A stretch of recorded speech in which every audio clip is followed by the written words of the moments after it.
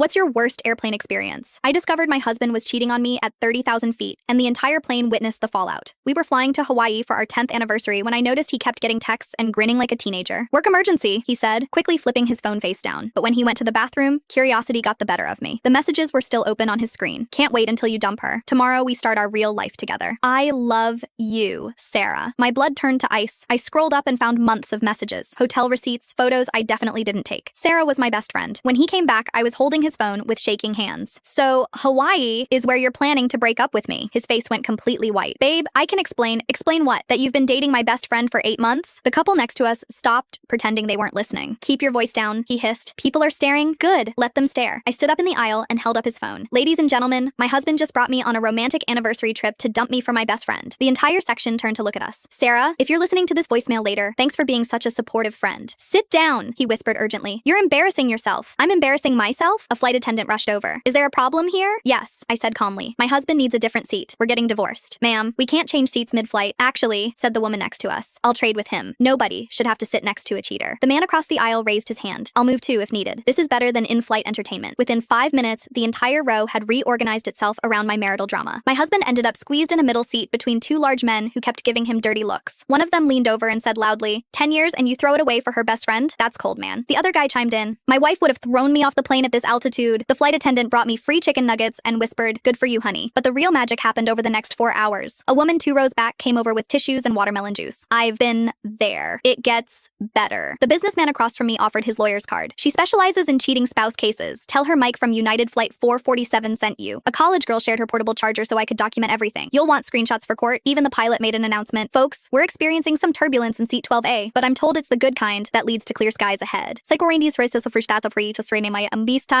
The entire plane erupted in applause. Meanwhile, my husband was getting the opposite treatment. When he asked for peanuts, the guy next to him said, "Sorry, those are for decent human beings only." By landing, I had 17 new Instagram followers, 3 phone numbers from potential friends, 1 lawyer's contact, and a job offer from a woman who owned a boutique in Maui. My husband tried calling Sarah from the gate, but I could hear her through the phone. "What do you mean the whole plane knows?" This is all over social media. Apparently, someone had posted the whole thing on TikTok, and it was already going viral. My husband grabbed his bags and mumbled something about finding Sarah. As I walked past him at baggage claim, I turned around one last time. "By the way, I'm keeping the Hawaii hotel reservation. Sarah can pay for her own vacation." He looked pathetic standing there with his luggage, frantically texting damage control messages that nobody was answering. The woman with the boutique job offer walked up beside me. "Ready for that fresh start?" I smiled, looking at the Hawaiian sunset through the airport windows. I've never been more ready for anything in my life. Sometimes the worst moments become the best turning points.